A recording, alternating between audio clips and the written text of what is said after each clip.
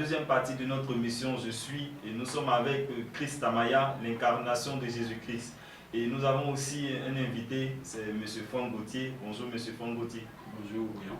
Bonjour Christ Amaya. Bonjour monsieur. Bienvenue sur notre plateau. Merci. Alors, sans plus tarder, nous allons parler de la Bible et du Coran aujourd'hui. Vous avez, oui, Christ Amaya, vous avez évoqué des erreurs de la jeunesse biblique et du Coran. Alors, de quoi s'agit-il? Il s'agit seulement de rectifier ces erreurs, ces interpolations et ces soustractions. Donc nous sommes là pour corriger, mettre chaque chose à sa place. Les gens ont rempli d'erreurs l'évangile. Oui. Il y a de grandes vérités. Par contre, il y a certaines vérités qui méritent d'être revues. Non, on va dire des mensonges. Des mensonges, D'accord, donc des interpolations. prenons le premier livre de la Bible, c'est-à-dire Genèse. Qu'est-ce que Genèse nous dit? Genèse nous dit au commencement, Dieu créa le ciel et la terre. Voilà. C'est là que... Oui, bien sûr, il y a un problème. Dieu a créé la terre, mais Dieu n'a pas créé le ciel parce que le ciel est lui-même. Le ciel est Dieu. Le ciel est Dieu. Non, mais là, moi, je me suis contre ce que l'enfant dit. D'accord, M. Gauthier. C'est que les textes bibliques, d'abord, moi, je respecte d'abord la Bible parce que mon appartenance religieuse me permet de respecter ce livre sacré saint. Mais il faut dire les choses telles qu'elles sont définies. Le commencement, c'est quoi? Nous ne disons pas tout cela. Le commencement, c'est qu'on appelle l'heure de la création. La Bible dit que Dieu a créé le ciel et la terre. La Bible est formelle là-dessus. Oui. Et que la terre était informe et vide et habitait les ténèbres là-dessus. Et l'Esprit de Dieu se mouvait au-dessus des eaux. Qu'est-ce que vous appelez, le ciel? Je sais pas. Vous donnez l'interprétation. Non, expliquez-le. Il est Qu'est-ce que vous intéressant. appelez le ciel? Pour vous, le ciel, c'est quoi? Comment vous définissez le ciel? Ok, elle est définie par exemple peut-être le ciel comme les différentes constellations qui régissent l'univers. C'est ce qu'elle appelle le ciel. Ok, la Bible ici dit que le ciel, c'est le trône de Dieu et la terre son marchepied. C'est la Bible qui le dit. Quand on parle de ciel, est-ce que c'est pas ce qu'on appelle à l'église le paradis par exemple? Bon, le paradis, je ne peux pas dire forcément que le paradis c'est qu'on appelle ce grand nuage, mais c'est d'autres cieux. Parce que la Bible parle de plusieurs cieux. Oui. La Bible n'a pas dit que le ciel est unique. Plusieurs cieux. D'où Dieu Maintenant, il s'agit de plans d'existence.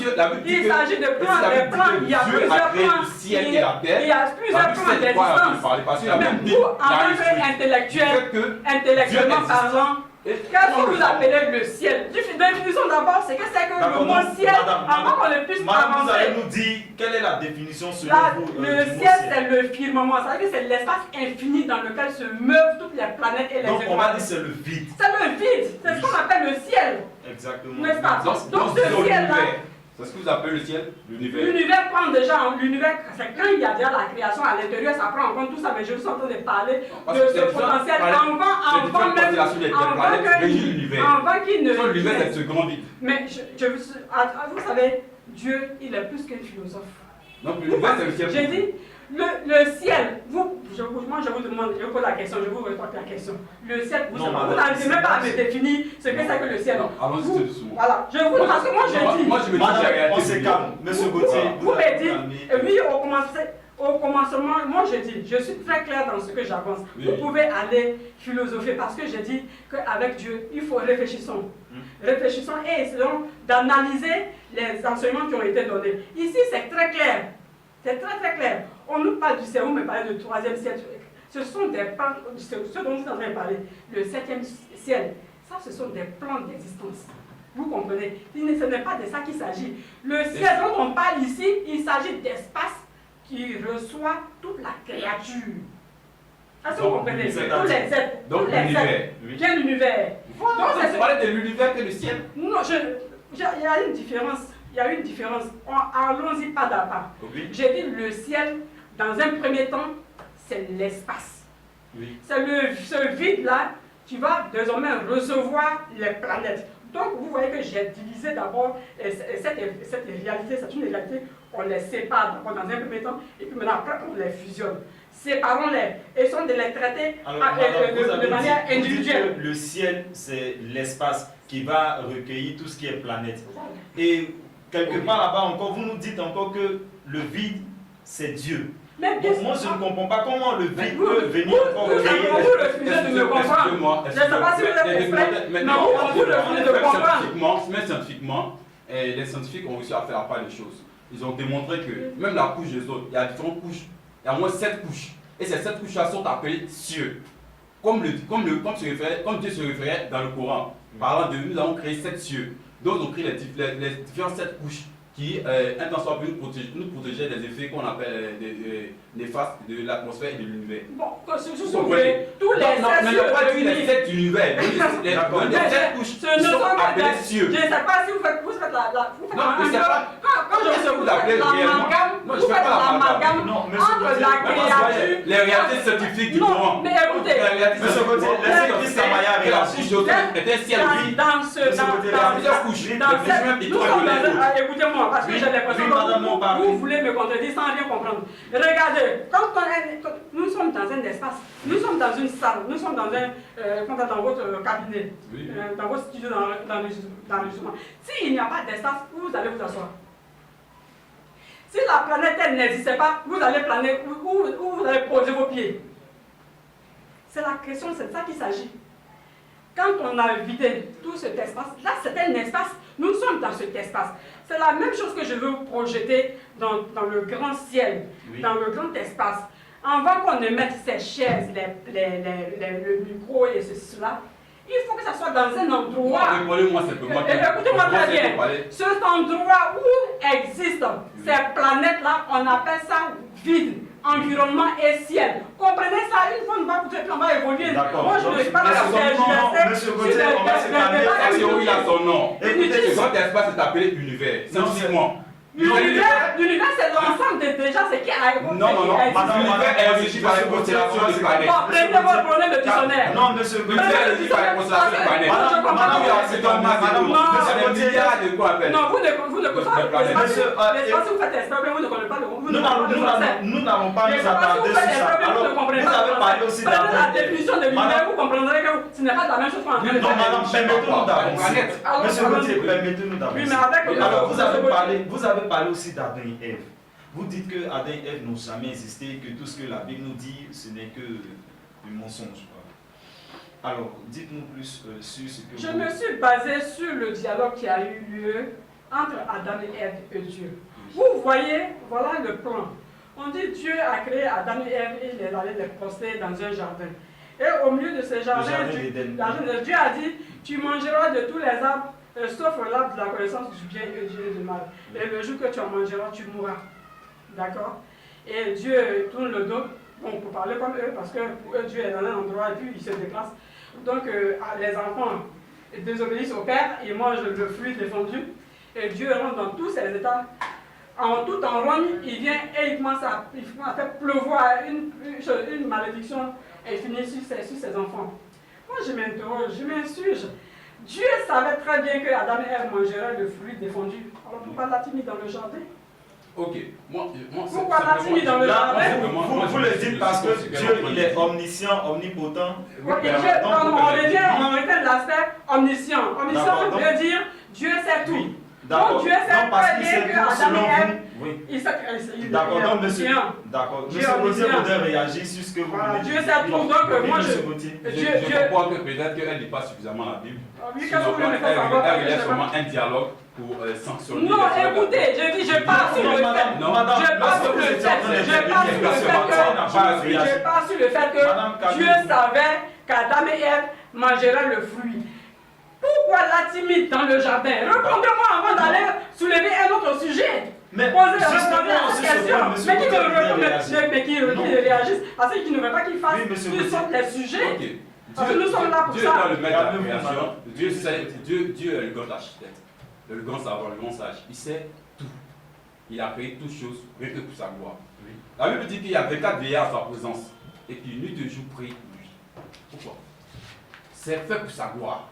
Dieu est une entité orgueilleuse, fière d'elle. Elle aime la gloire, cette entité-là. C'est pourquoi Dieu a créé toutes choses. Il s'est levé matin, il a dit que voici, disons telle parole, qu'il y ait lumière sur terre, il y a une lumière. En 6 jours, il a créé. Et lui-même se pose son propre œuf. Vous écartez du sujet. Monsieur, répondez-moi. Dieu a dit 1000 ans. Mais ce sont des théories qui ne m'intéressent pas. Ce sont des théories, moi, qui ne m'intéressent pas. Moi, ça ne m'intéresse pas. Elle ne voit pas. Madame, c'est moi qui ai posé. Mais j'en viens à votre question. Mais répondez à ma question. Vous ne voyez pas. D'abord, vous ne voyez pas l'espoir, l'œuvre que Dieu est en train de faire. Lorsqu'il prend, par exemple, de la poussière, de l'argile, et qu'il insuffle d'abord le souffle, et il trouve que ce dernier est parfait. Il dit voici l'homme est bien. Il le pose dans le jardin. Donne le nom à tout ce qui est être que moi j'ai créé. Il leur donne un nom. Il dit voici que l'homme est seul. Il n'est pas bon qu'il reste seul. Faisons-lui une être semblable. Et il fait la femme. Mais attends, en votre quand tu as des enfants, même si tant bien même que, par exemple, tu viens des enfants sur la maison, tu sais qu'ils sont têtus. Parce que tu les as créés comme toi. Oui. Voici, faisons-le à notre image et à notre ressemblance. Oui. Donc, vous savez pas, non, attends, je viens à la conversation, on est en train de parler. Non, elle ne parle pas de la conversation. Madame, vous savez elle a dit non. Si Dieu vient à la... Dieu est omniscient. Dieu savait très bien. Même toi-même, tu as les enfants chez toi à la maison. Tu sais qu'ils sont têtus. Tu as mis de l'argent là, ne touchez pas à ça. Lui, il touche à ça. Mais est-ce que vous savez que c'est ça? Parce que il a dit quoi? Voici, faisons l'homme à notre image et à notre ressemblance. Ça rime à quoi? Ça rime à quoi? Et il savait qu'ils allaient toucher. Répondez à ma question. Répondez à ma question. C'est pour savoir. C'est pour savoir. Et c'est pourquoi il a annoncé que son fils viendra pour la protéger. Monsieur, ça n'a même pas de sens. Si vous ne vous calmez pas, votre raisonnement n'a même pas de sens. Madame, si on vient et puis on commence à maudire ses enfants, lorsque Dieu a apparu à Jacob, lorsque Dieu a parlé à Jacob, c'est du n'importe quoi. Lorsque l'ange de Dieu a parlé à Jacob, ils sont battus quoi? Je dis ça, c'est du n'importe quoi. C'est quoi? C'est n'importe quoi. Lorsqu'il a parlé à Jacob, nous allons marquer le pause.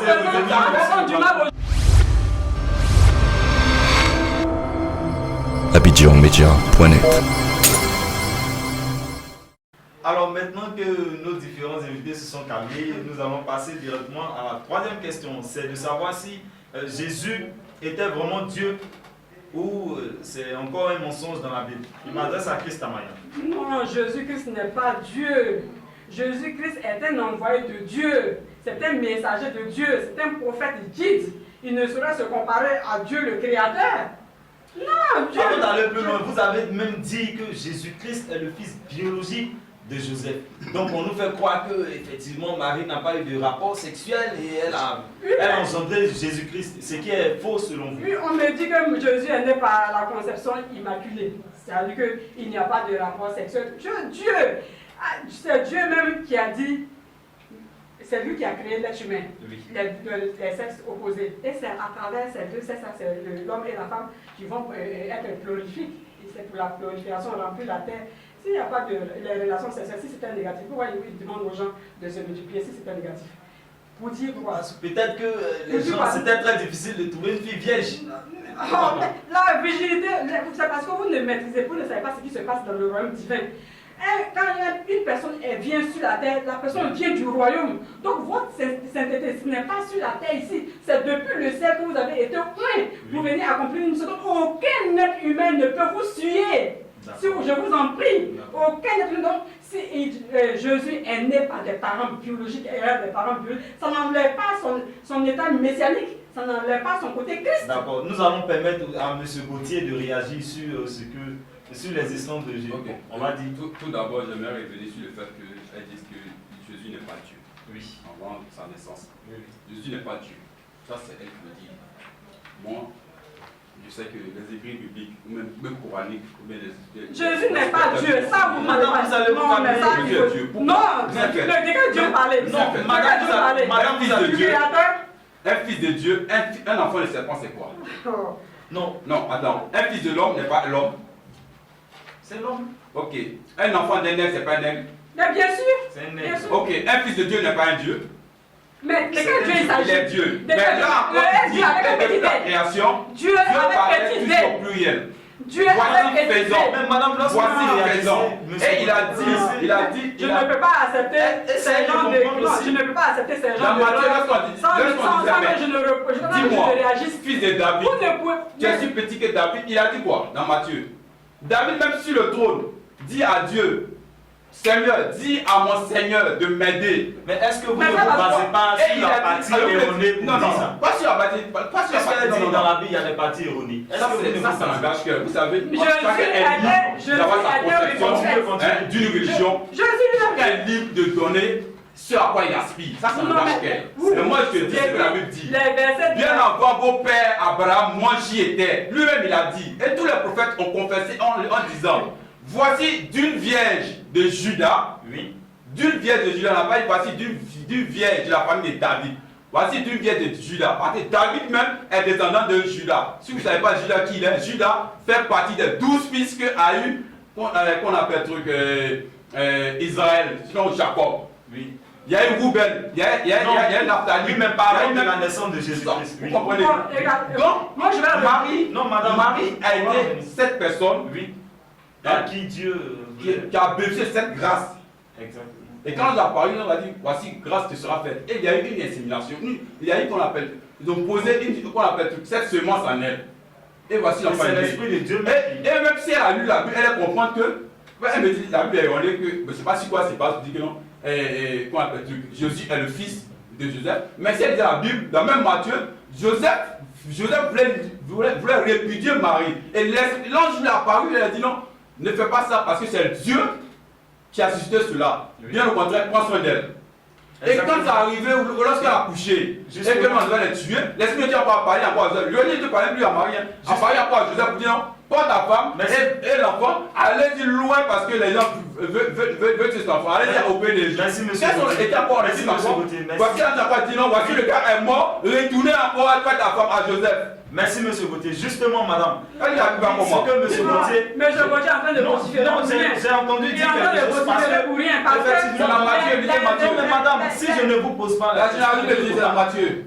écoutez, effectivement, ce que M. Gauthier a dit, on a remarqué aussi que dans la Bible, lorsqu'on nous a dit que c'est par l'Esprit de Dieu que Marie est tombée, elle est tombée enceinte. Mais les enfants, Plus tard, on nous dit que Joseph voulait répudier sa femme Marie.